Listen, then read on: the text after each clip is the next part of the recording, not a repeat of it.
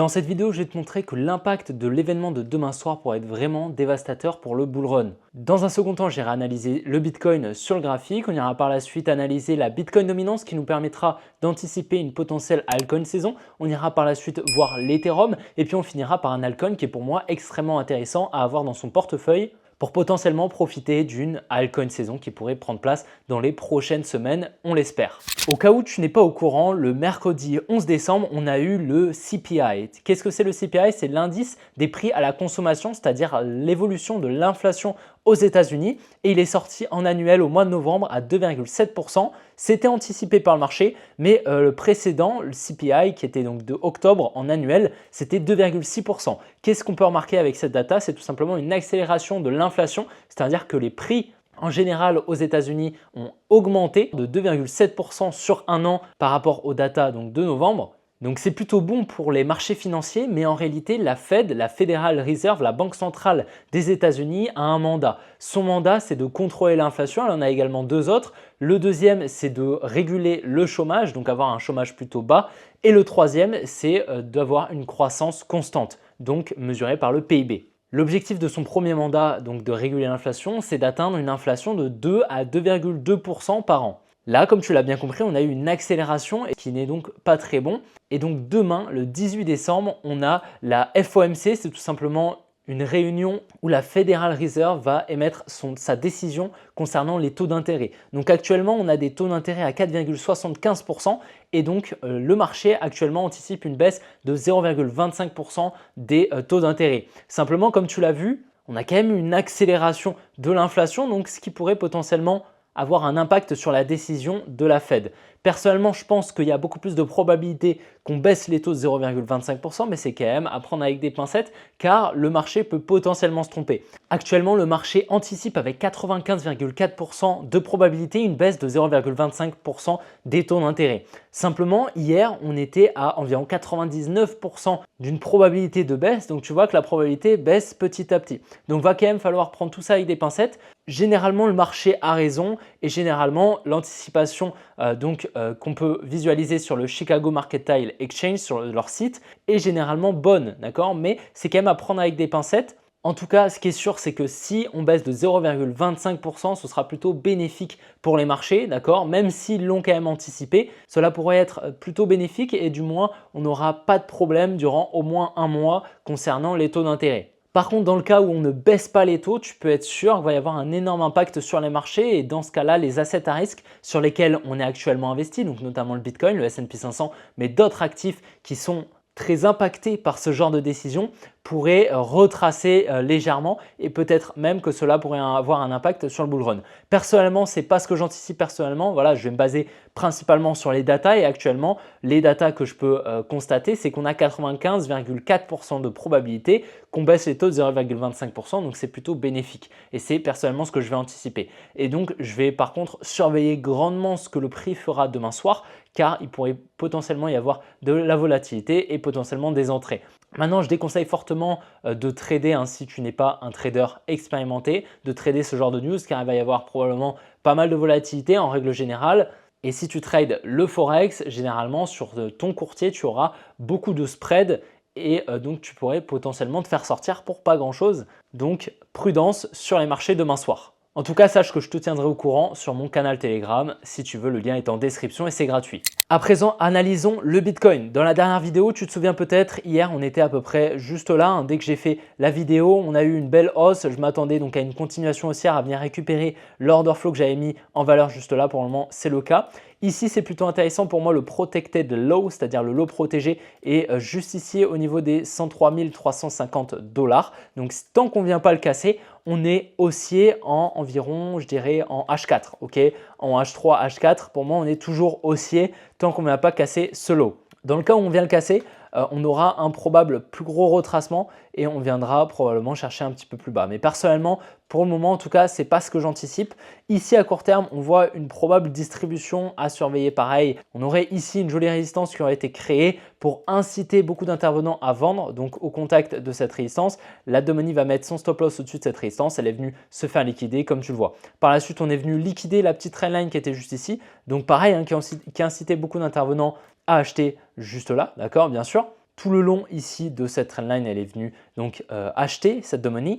Et lorsqu'on est venu casser cette trendline haussière, la money ici a vendu, ce qui aurait permis potentiellement à la smart money d'acheter en face. C'est pas impossible, ok. Maintenant, si je regarde un petit peu plus à court terme ce qu'on est en train de faire, ici je vois bien ici une résistance au niveau des 107 000 $. Ça va être liquidé d'ici plusieurs minutes, je pense, sans trop de problèmes. Et puis on a également une trendline haussière. Donc là, actuellement, on est plutôt sur un setup de redistribution où justement, là, on pourrait potentiellement avoir beaucoup d'intervenants qui achètent le marché. D'accord, une trendline haussière, d'accord, pour la money plus une cassure de résistance, ça va l'inciter beaucoup à acheter. Et donc en face, la smart money pourra tout simplement injecter ses positions en vente. Personnellement, c'est pour le moment ce que je vais anticiper. Donc un probable retracement. Comme je t'ai dit, en fait, on a un lot qui est protégé ici aux 103 300 $. C'est-à-dire qu'on peut littéralement faire ce qu'on veut et venir potentiellement récupérer ces deux lots qui vont nous former ici un petit support juste là, comme tu le vois. Donc je te le mets en bleu, comme ça tu verras mieux. Et donc c'est donc de la liquidité qui incite beaucoup d'intervenants à acheter. Donc on va avoir sous ce support une liquidity pool d'ordre en vente qui représente donc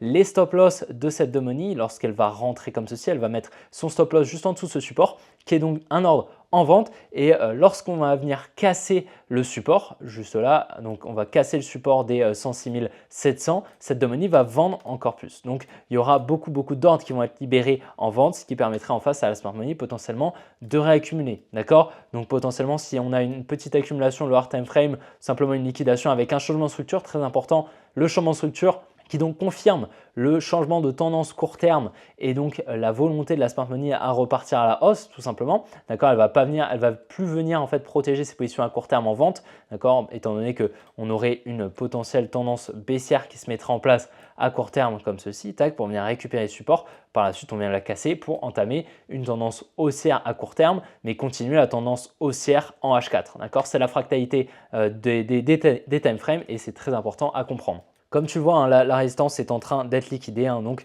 si potentiellement ce serait intéressant d'intervenir, on attendrait donc la cassure de structure ici au niveau des 106 800 $. Ce n'est pas obligatoire, d'accord, c'est pas du tout obligatoire, mais pour le moment, c'est le plus probable selon moi. L'order flow général reste donc haussier et donc pour te récapituler un petit peu, mais ici dans la dernière vidéo on avait vu un set demand au niveau des 103 300 qui était extrêmement importante pour nous étant donné qu'elle avait permis un transfert main forte main faible à la suite de cette résistance juste là. Donc c'est plutôt intéressant. La Bitcoin dominance, c'est l'indicateur qui nous permet de savoir si oui ou non on commence à avoir une altcoin saison ou pas. Ici, clairement, en higher time frame, on a actuellement 3 jours, donc chaque bougie est égale à 3 jours de cotation. Là, clairement, on commence un order flow baissier qui donc signifie que la dominance du Bitcoin, c'est-à-dire la part que va prendre le Bitcoin par rapport à la capitalisation totale des cryptos, commence à baisser. Si la part que prend le Bitcoin baisse, cela signifie que les altcoins augmentent, d'accord, plus vite que le Bitcoin. Donc c'est l'objectif. Tu te rappelles, on était revenu ici dans la supply des 60%. On était venu chiffrer la structure à court terme, juste là en H4 environ au niveau des 60% environ juste ici. Tu vois le market structure shift qu'on avait très bien anticipé. Et à présent, on est en train ici de créer, comme tu vois, une trendline.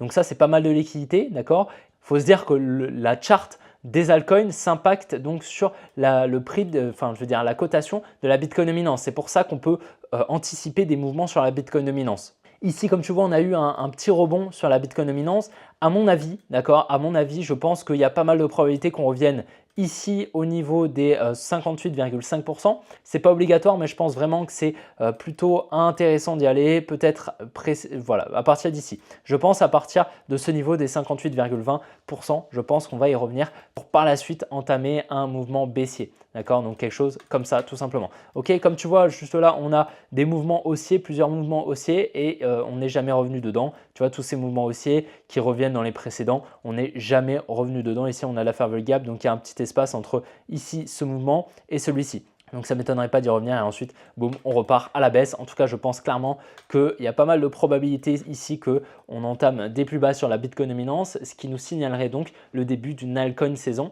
que donc les altcoins prendraient plus de place que le Bitcoin au fur et à mesure. Donc ce serait vraiment extrêmement pertinent, extrêmement intéressant pour nous. Personnellement, je suis plus exposé bien sûr sur les altcoins.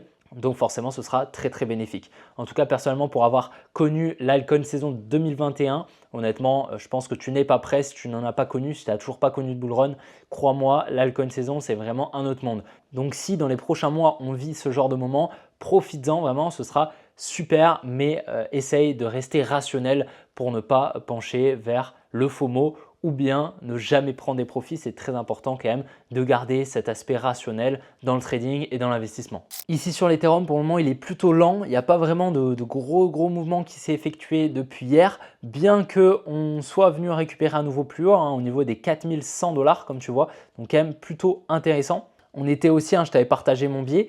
Ici, comme tu vois, on a quand même eu un petit retracement qui a pris place à la suite de la liquidation juste là de cette petite trendline juste ici. Donc plutôt intéressant.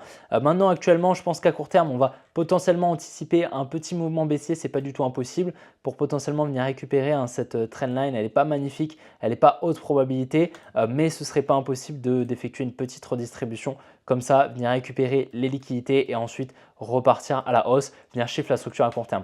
Pour le moment, honnêtement, le biais reste aussi, bien sûr.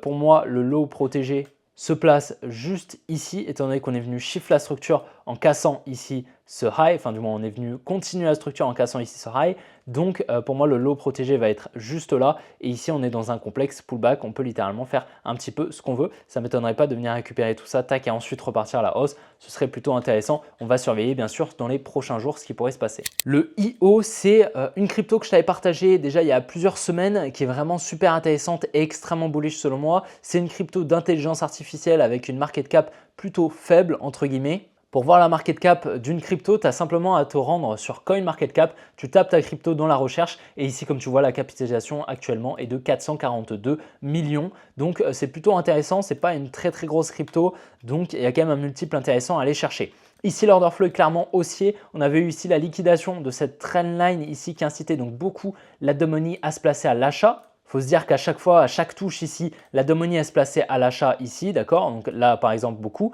Et lorsqu'on est venu casser cette trendline juste là avec pas mal de momentum, il faut se dire qu'il y en a beaucoup qui se sont dit très bien, on est passé baissier et donc ils ont vendu le IO, ce qui a permis donc à la Smart Money d'utiliser toute cette contrepartie, tous ces ordres en vente pour racheter et entamer des nouveaux plus hauts. Donc ce lot-là, pour moi, juste là au niveau des 2,6 $, pour moi, c'est le lot protégé avec d'énormes probabilités qui a donc permis un transfert main forte, main faible. Donc je vais le notifier juste ici car pour moi, il est vraiment très important. Et la zone intéressante pour intervenir, étant donné que là, tu vois, on est en train de retracer sur le IO depuis le plus haut, on est à moins 22%. Donc, pour moi, ça va être cette zone, cette demand juste là au niveau des 3,555 $. Comme tu vois juste là, c'est cette zone, en fait, c'est ce dernier mouvement baissier avant l'expansion haussière, tu vois, on a vraiment cette grosse expansion haussière, cette grosse bougie, enfin toutes ces bougies bleues là qui se suivent avec pas mal de fair value gap ici, tu vois, on a ce qu'on va appeler une overextension, c'est-à-dire que le marché il est trop étendu, on va dire. Donc tout ce mouvement, tout ce dernier mouvement baissier ici, ça va être l'order block qui est pertinent pour moi. Ici, tu vois, on a d'autres order blocks qui sont donc mitigated. On revient avec ce dernier order block dans les précédents, mais c'est ce dernier qui est intéressant car on n'est jamais revenu dedans. Et donc c'est dans celui-ci que je vais potentiellement chercher de l'entrée. Personnellement, du IO, j'en ai acheté il y a quelques semaines. Je t'avais partagé mon point d'entrée. Je te l'avais notifié dans une vidéo. En tout cas, là, avec tous ces highs juste ici qui n'ont pas été liquidés, qui donc représentent beaucoup de stop loss, beaucoup de liquidités à venir récupérer, c'est selon moi assez probable qu'on accumule ici dans cette demand, puis par la suite qu'on reparte à la hausse, chercher des plus hauts, d'accord? Et jusqu'au plus haut là actuel des 4,77, à partir de la demand, on est environ 33%. Personnellement, je pense que c'est vraiment un bon altcoin à avoir. Bien évidemment, ce n'est pas un conseil financier, un conseil en investissement. Personnellement, je vais en recharger si on revient dans cette zone, du moins c'est assez probable selon moi. Et je vais potentiellement chercher un changement de structure ou du moins une accumulation afin de pouvoir potentiellement intervenir avec du levier sur le IONET. J'espère vraiment que la vidéo t'a plu. Si c'est le cas, n'hésite pas à la liker, à t'abonner, ça m'aide vraiment énormément. Si tu souhaites me rejoindre sur mes autres réseaux, tu as tout en description. Et si tu souhaites réserver un appel avec un membre de mon équipe pour rejoindre l'Académie Smart Vision sur laquelle je travaille déjà depuis plus de 6 mois qui te permettront de devenir rentable en investissement en trading, tu as le premier lien en description. Dans tous les cas, je te souhaite une bonne après-midi, une bonne soirée et puis on se retrouvera demain pour une prochaine vidéo comme d'habitude. Allez, ciao les gars!